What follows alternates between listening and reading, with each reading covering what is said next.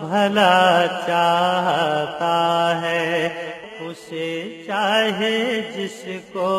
خدا چاہتا ہے۔ اعوذ باللہ من الشیطان الرجیم، بسم اللہ الرحمن الرحیم۔ خواتین و حضرات، السلام علیکم ورحمۃ اللہ وبرکاتہ و مغفرت۔ پروگرام شرعی احکامات کے ساتھ اور صدقہ فطر اور عیدین کے مسائل کے ساتھ آپ کی خدمت میں حاضری کا شرف حاصل ہے۔ آج کے بیان میں انشاءاللہ صدقہ فطر سے متعلقہ ضروری مسائل اور اس کے بعد عید الفطر سے متعلقہ چند ضروری باتیں انشاءاللہ عرض کی جائیں گی۔ صدقہ فطر کی شرعی حیثیت یاد رکھیے کہ یہ ایک صدقہ ہے جو شریعت نے ہم پر واجب قرار دیا ہے۔ ترمذی شریف کی روایت ہے، نبی کریم صلی اللہ علیہ وسلم نے حکم ارشاد فرمایا کہ مدینہ کی گلیوں میں ندا کر دی جائے کہ صدقہ فطر واجب ہے۔ اور ابن ماجہ کی روایت ہے، حضرت ابن عباس رضی اللہ تعالی عنہ اس کی حکمت بیان کرتے ہوئے کہتے ہیں کہ نبی کریم صلی اللہ علیہ وسلم نے صدقہ فطر کو واجب قرار دیا تاکہ دوران روزہ جو کچھ کمی رہ گئی، کوتاہی ہو یا کوئی بیہودہ کلمات زبان سے نکلے ہوں تو ان کا کفارہ ہو جائے۔ اور دائلمی کی روایت ہے، نبی کریم صلی اللہ علیہ وسلم ارشاد فرماتے ہیں کہ روزہ زمین و آسمان کے درمیان معلق رہتا ہے جب تک صدقہ فطر ادا نہ کیا جائے۔ تو اس سے معلوم ہوا کہ یہ ایک صدقہ ہے جو شریعت نے ہم پہ لازم قرار دیا ہے، اور اس کا فائدہ یہ ہوگا کہ ہمارے روزوں کی ادائیگی میں جو کوئی کوتاہی رہ گئی، کمی رہ گئی، تو اللہ تبارک و تعالی اس صدقے کی برکت سے اس کوتاہی کو پورا فرما دے گا۔ اور اس کے علاوہ اگر کوئی بیہودہ کلمات نکل گئے ہوں تو ان کا کفارہ ہوگا۔ اور ایک روایت کے مطابق اس میں غریبوں کے لیے بھی فائدے ہیں، یعنی نبی کریم نے فرمایا غریبوں کے لیے خورش ہے۔ خورش مانے کہ ان کے کھانے کا سامان ہے۔ تو کیونکہ عید الفطر سے پہلے یہ صدقہ فطر ادا کرنا مستحب ہوتا ہے، تو اس کا فائدہ یہ ہے کہ پھر وہ جو غریب لوگ ہوں گے، فقیر ہوں گے، وہ صدقہ فطر لے کر عید کی خوشیوں میں شریک ہو سکتے ہیں۔ تو صدقہ فطر کا حکم ہمیں معلوم ہو گیا کہ صدقہ فطر واجب ہوتا ہے۔ اب اس کی ادائیگی کا وقت یاد رکھیں کہ پوری زندگی اس کی ادائیگی کا وقت ہے۔ یہ عوام کا غلط خیال ہے کہ صدقہ فطر عید الفطر سے پہلے ہی ادا ہو سکتا ہے۔ چنانچہ اگر دیر ہو گئی، کوئی تیزی کے ساتھ مسجد میں پہنچا، جماعت کھڑی ہو گئی تھی، وہ عید کی جماعت میں شامل ہو گیا، تو بعض اوقات وہ پریشان ہوتے ہیں کہ جی اب تو وقت نکل گیا، اب ہم کیسے ادا کریں؟ تو یاد رکھیں کہ اس کا مستحب وقت تو یہی ہے کہ عید کی نماز سے پہلے ادا کیا جائے، ورنہ اگر عید کی نماز سے پہلے ادا نہیں کر سکے ہیں تو بعد میں ادا کر سکتے ہیں، بلکہ کرنا ہوگا۔ اور اگر عید کی نماز سے پہلے یعنی کوئی رمضان میں صدقہ فطر ادا کرنا چاہے مثال کے طور پر، یعنی وقت آنے سے پہلے، تو وہ کر سکتا ہے، اور بعد میں اس کو ادا کرنے کی ضرورت نہیں ہوگی، اس کی شریعت نے اجازت دی ہے۔ یہ بھی یاد رکھیں کہ عید اس کی ادائیگی کب ہم پر واجب ہوگی۔ جس شخص نے عید کی فجر پالی، یعنی طلوع صبح صادق جس کو کہا جاتا ہے، جیسے سحری ختم ہوگی تو فجر کا وقت شروع ہوتا ہے، اسی کو طلوع صبح صادق کہا جاتا ہے۔ تو جس شخص کو یہ طلوع صبح صادق مل جاتی ہے اس کے اوپر صدقہ فطر لازم ہوتا ہے۔ لیکن اس کے ساتھ ساتھ ایک اور مسئلہ بھی ہے، وہ یہ ہے کہ صدقہ فطر اسی شخص کے اوپر واجب ہوگا جو مالک نصاب ہوگا۔ اور مالک نصاب کی تعریف آپ کو بتائی تھی کہ نصاب دراصل مال کی ایک مخصوص مقدار کو کہتے ہیں، جو سونے میں 7.5 تولہ سونا ہے، چاندی میں 52.5 تولہ چاندی، اگر روپیہ ہے تو اتنا کہ کم از کم اس سے آپ 52.5 تولہ چاندی خرید سکتے ہوں، یعنی تقریباً 9,500 10,000 روپے، یا آپ کے پاس اتنا مال تجارت ہے کہ جس کی مالیت 9,000 یا 10,000 تک پہنچتی ہو، یا آپ کے گھر میں ضروریات زندگی سے زیادہ اتنا سامان ہے کہ جس کی مالیت اس مقدار تک پہنچ جائے، تو ان لوگوں پر صدقہ فطر واجب ہوتا ہے۔ لیکن یہ وجوب کا معاملہ ہے، کہنے کا مطلب ہرگز یہ نہیں ہے کہ جس پر واجب نہیں ہے وہ ادا بھی نہیں کر سکتا، ادا تو کرنا ہی چاہیے، ہر شخص کو ادا کرنا چاہیے،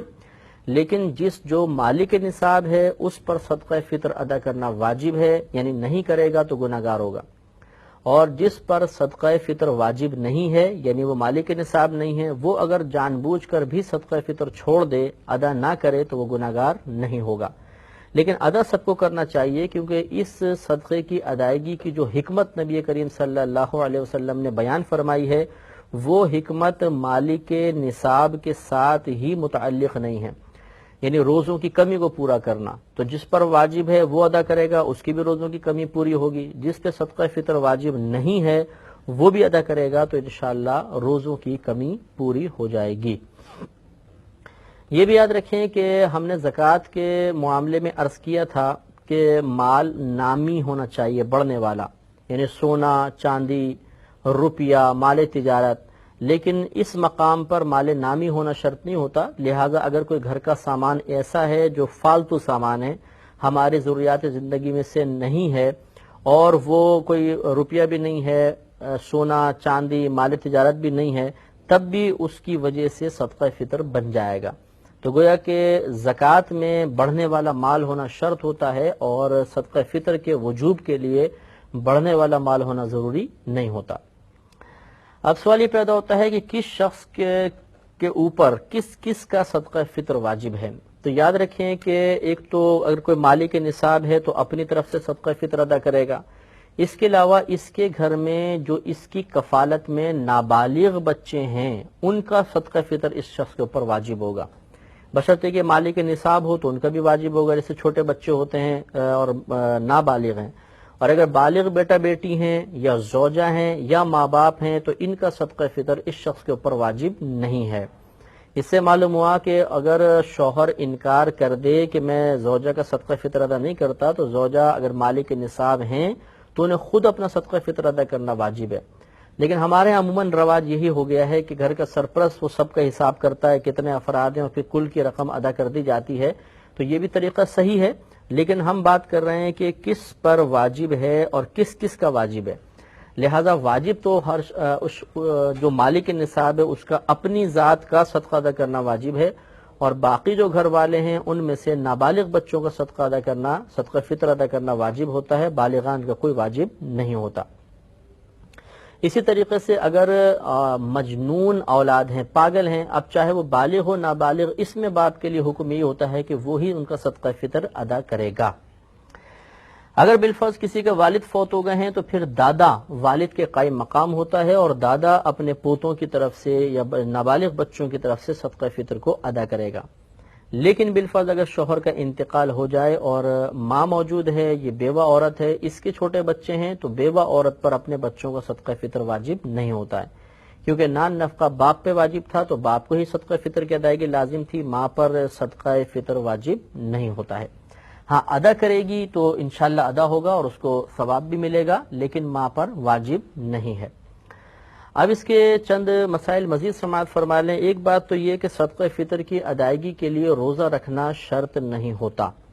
لہذا مثال کے طور پہ اگر کوئی پورے مہینے روزہ نہ رکھ سکا بیماری کی وجہ سے، کسی وجہ سے، اور ہے وہ مالک نصاب، تب بھی اسے صدقہ فطر ادا کرنا واجب ہے۔ لہذا اب وہ صدقہ فطر کی حکمت کو سامنے رکھ کر یہ نہیں کہہ سکتا کہ جی میں نے تو روزے رکھے ہی نہیں، جب روزے نہیں رکھے تو اس میں کمی کا کیا سوال، جب کمی ہی نہیں ہوئی تو میں اس کمی کو پورا کرنے کے لیے صدقہ فطر کیوں دوں۔ تو یہ یہاں پر معاملہ نہیں چلے گا۔ وہ ایک نبی کریم نے فائدہ ضرور بیان فرمایا ہے، لیکن اس فائدے کا حاصل ہونا کو ضروری نہیں ہے، وہ فائدہ حاصل نہ بھی ہو تو صدقہ فطر اس شخص پہ مالک نصاب پر لازم ہے۔ تو روزے رکھنا شرط نہیں ہے، اگر روزے نہیں بھی رکھے تب بھی صدقہ فطر ادا کرنا ہوگا۔ ایک مسئلہ یہ بھی یاد رکھیں کہ اگر جیسے ہم نے زکوٰۃ کے اندر بتایا تھا کہ پورا سال گزر گیا، زکوٰۃ لازم ہو گئی، لیکن سال گزرنے کے بعد تمام مال ہلاک ہو گیا تو زکوٰۃ ساقط ہو جاتی ہے، معاف ہو جاتی ہے، لیکن صدقہ فطر میں ایسا نہیں ہوتا۔ جس نے عید کے دن کی صبح صادق پائی، اس کے بعد اگرچہ اس کا مال ہلاک ہو گیا، اس پر صدقہ فطر لازم ہے، ابھی ادا کرے ٹھیک، ورنہ پوری زندگی میں جب کبھی موقع ملے اس کو ادا کر سکتا ہے۔ اب صدقہ فطر کی مقدار یاد رکھیے کہ آپ گھر میں جو بھی آٹا کھاتے ہیں اس کے 2 کلو 50 گرام آٹے کی قیمت یہ صدقہ فطر کی مقدار ہے۔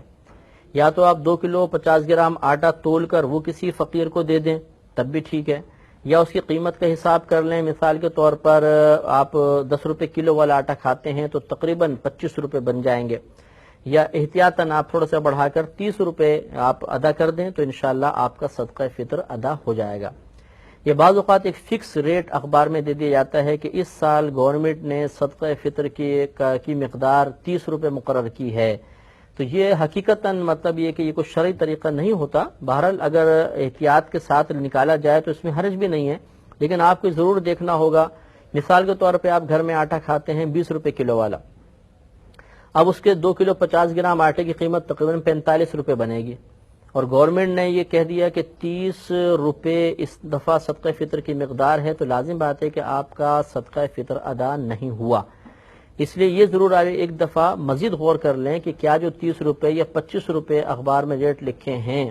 میرے گھر میں کھایا جانے والا آٹا اور اس کی 2 کلو 50 گرام کی مقدار اس کے تحت آتی ہے یا نہیں۔ اگر آتی ہے تو صدقہ فطر ادا ہوگا، ورنہ نہیں ہوگا۔ یہ ضرور آپ اچھی طرح ذہن میں رکھیں۔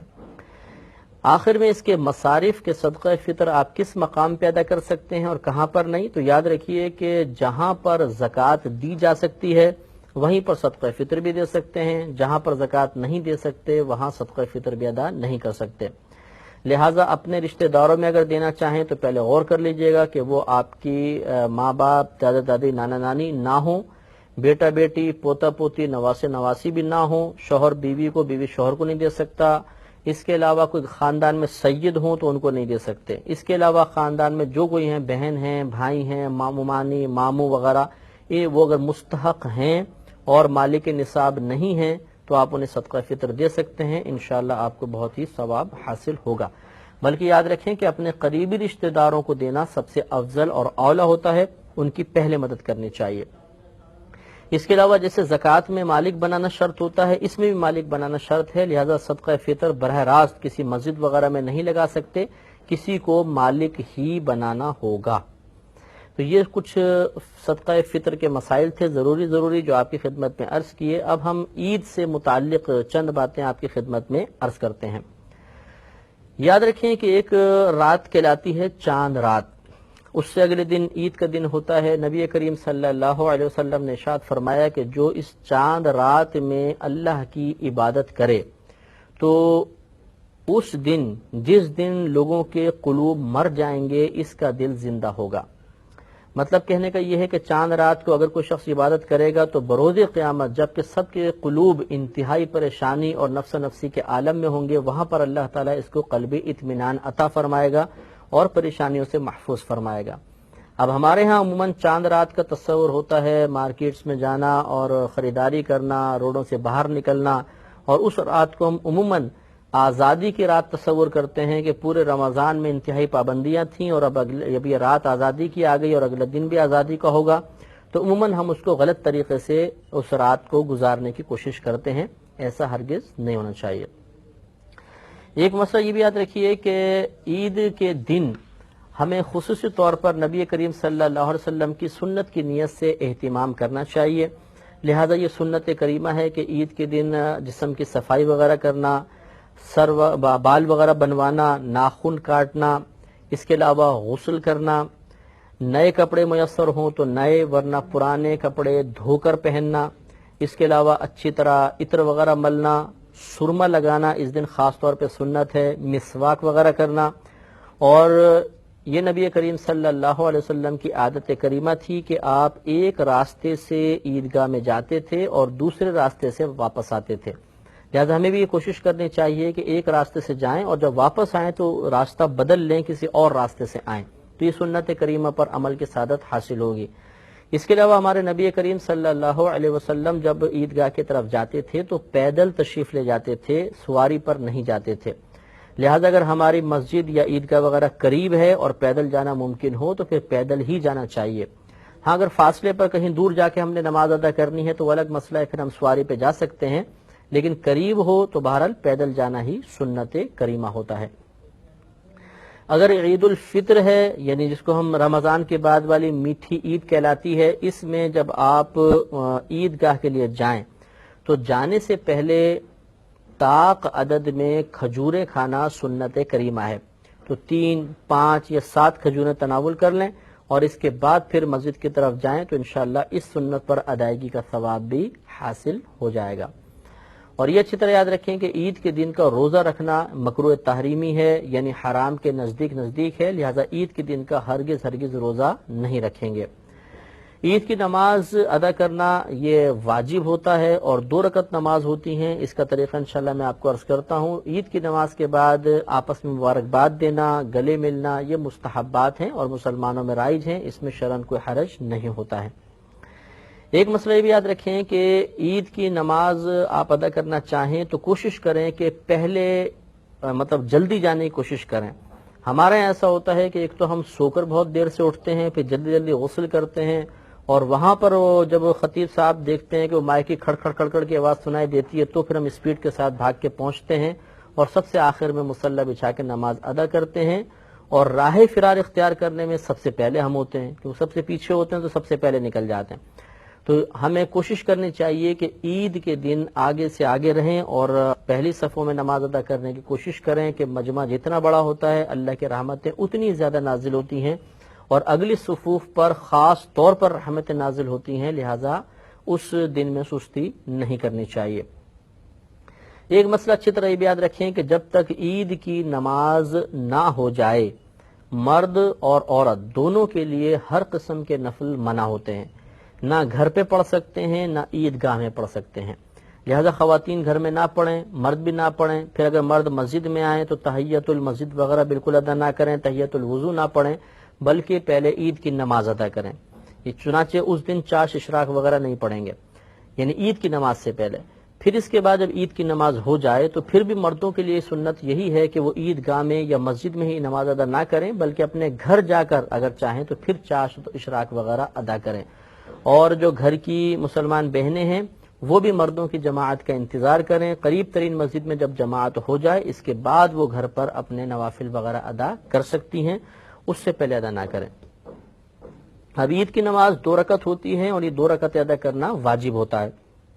خواتین پر یہ نماز واجب نہیں ہے، مسافر پر بھی واجب نہیں ہوتی ہے، مریض پر، بیمار پر، اپاہج شخص پر، بہت زیادہ بوڑھے پر جو مسجد تک جانے پر قادر نہیں، ان پر واجب نہیں ہوتی ہے۔ لیکن اگر کسی مقام پر خواتین کی نماز کا اہتمام ہو اور عورتیں باقاعدہ آ کر عیدگاہ میں نماز ادا کریں تو ان کی نماز ادا ہو جائے گی اور ثواب کی مستحق بھی ہوں گی، لیکن ان کے لیے افضل یہ ہوتا ہے کہ اپنے گھر پر اس دن میں نوافل ادا کریں، یہ عید کی نماز کے لیے نہ آئیں، یہ افضل ہے۔ اور ہاں اگر پردے میں آ سکتی ہیں، فتنہ وغیرہ کا اندیشہ نہیں ہے اور پھر یہ جماعت میں شامل ہوتی ہیں تو بہرحال جماعت میں شامل ہو سکتی ہیں اور ثواب کے مستحق بھی ہوں گے، اس وقت پھر یہ واجب کی ہی نیت کریں گے۔ اب نماز عید کا مختصر طریقہ سماعت فرما لیں کہ جب آپ امام صاحب کے پیچھے مثلا کھڑے ہو گئے، اس میں اقامت وغیرہ تو ہوتی نہیں، براہ راست کھڑا ہونا ہوتا ہے، اور یہ بھی یاد رکھیں کہ عید میں خطبہ عید کی نماز کے بعد ہوتا ہے، جمعہ میں پہلے ہوتا ہے اور عید میں عید کی نماز کے بعد ہوتا ہے،